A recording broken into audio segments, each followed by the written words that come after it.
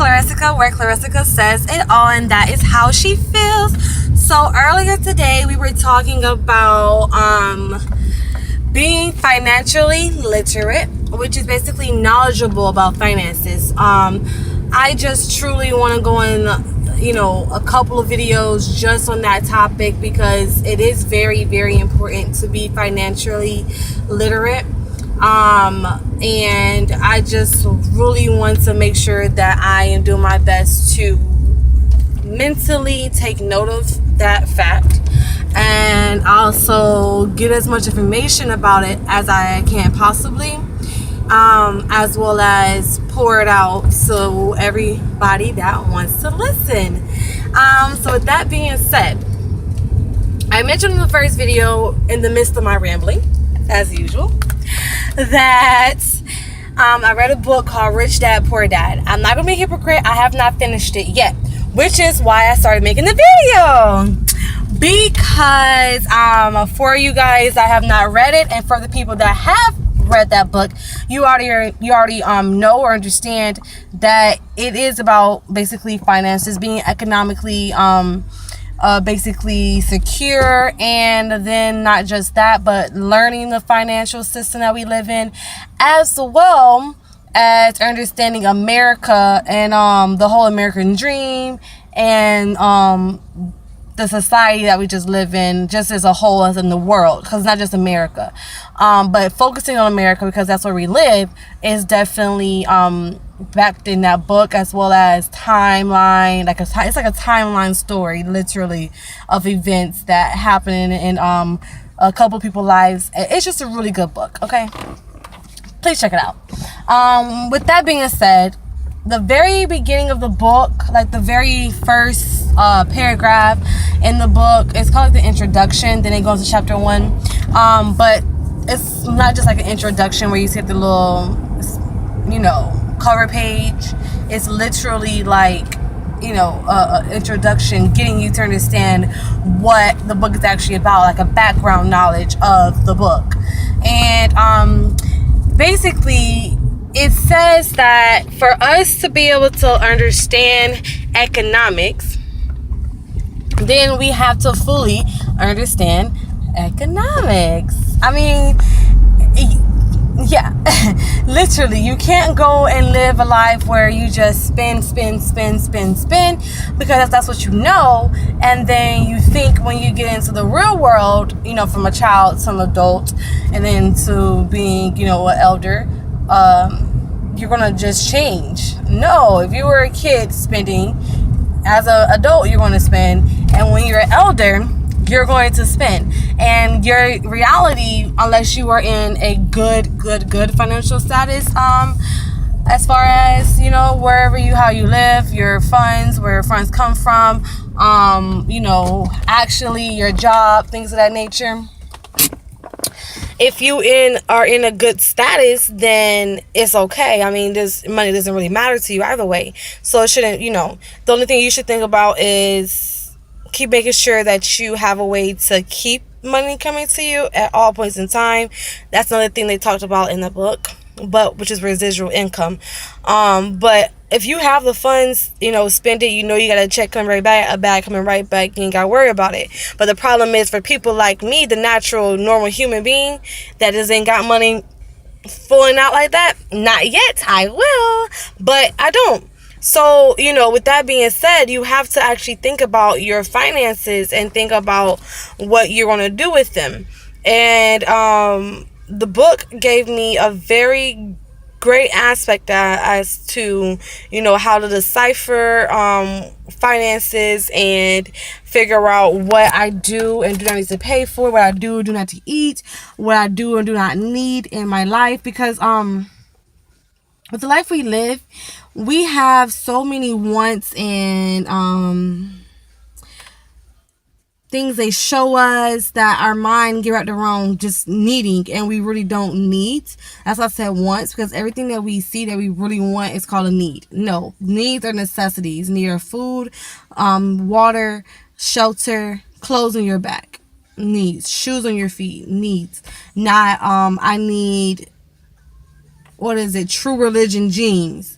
I need Jordan shoes. I need Brazilian weave. You know, those needs, there aren't actually needs. That's the things that consuming our race, because we have people that will go and buy fucking $500, $1,000 pairs of shoes, and then they can't even put away $500 for a freaking car payment. Not saying everybody doesn't have car payments or a car. It's just, you can't be fake about this, about the world. This is really, our society. Or you will have someone that has a car payment, and what they do is because they want to show off and live beyond their means, they go and get a car payment that is $500 when they could have got a car payment that's $200. But the $500 car is now some foreign car that they technically didn't need to get. And then the $200 would be like a regular car that they can drive that just gets them from point A to point B. It has AC, has the functioning windows, same exact functionalities, but because the other car is hype or is in a newer model, you have to get it. We have to emancipate ourselves from that mental slavery. Once we all wake up to stupid things like that, I promise you, trust me, we will be a lot more successful at life. That's another thing. What's another example of things that we have to change? Okay. For instance, go back to living within your means. We have a problem with doing that. It's so easy to say live within your means, but it's so much easier to not do it. I'm not a hypocrite, because it's like you want things and then you go and get it, and then you have to wait for your next paycheck, which is life. It's a rat race. You continue to work. You go to home, you sleep, you eat, go to work, come back home again, pay your bills, do it all over again. It's a cycle. It's just a continuous cycle of paying bills, sleeping, and working. I'm not living my life that way. This is why I'm taking the time out now to emancipate myself, figure out what's the problem, be financially literate, knowledgeable about finances, and I'm going to make sure I'm successful. And you guys can too. So what I say is these little things, take note, and then if there's anything that you see that can help all of us be more financially literate, please comment below, or even on my Instagram, DM me, find ways to contact me to get us to be able to get to the point of being financially free, because that's the goal. No one wants to sit all day and work for someone. At least I don't want to work all day for someone. I'm tired. I'm 22 and I'm already tired of it. It's a problem. It's a big, huge problem. So that being said, what I have learned and noticed is that basically a lot of these old heads, we call them old heads, older people that are still in the working fields and still out working and having their careers, what they did was live within beyond their means. They didn't live within their means. They lived beyond their means. So to give a full breakdown of what I'm saying, it's like this. You get a $40,000 job, right? That's $20 an hour. Okay. So with that $20 an hour, what you do is go and now get a car payment. You go and buy a house. You get cable. You get bills that come along with the house expenses. Home association fees, trash fees, maintenance. All those things add up. Okay, so now how much is your mortgage? Oh, your mortgage is, let's say, $2,250. Okay, and now you make $40,000 a year. Plus you have a car payment. Oh, don't forget you have a wife or a husband and they have a car payment. Just to say you guys live together, just for the point of what has happened to modern America, which is the rat race, which is what we are in right now. So, okay, now you're going to get this house. Guess what? Your job is so exciting because now you're a slave, because you need that $20 an hour to pay for your home that has a mortgage, which is now something you have signed your name. So it's tied to you for 30 years with interest. A house that is worth $300,000, but yet it's technically worth $300,000. It's technically worth what, 150, but yet plus interest a little bit more than $300,000 you have to pay because of the interest and everything that's associated with buying a house. Let's just start there. But another conversation, another day. But the point is, you have a house that's out of your means. So now all of your bills are tied into this house, tied into your car, tied into all the other bills you have. And guess what you're left with? Nothing. You have nothing basically to your name. But what you do have, you have your house. What you do have, you have your nice car. And your wonderful $800, $400, $500, $600, $700 car payment. $400 ain't that bad, because I paid $400 before. But once you get into the fives, it's a problem. You have these material objects that are able to help you, but when it comes down to you being able to say, hey, I'm just tired, I want a break, let's go on a trip, can you do that? No, because all your money is going to your bills. You are a rat, a slave, if you live that way. So don't live that way. Don't plan your bills out to the T.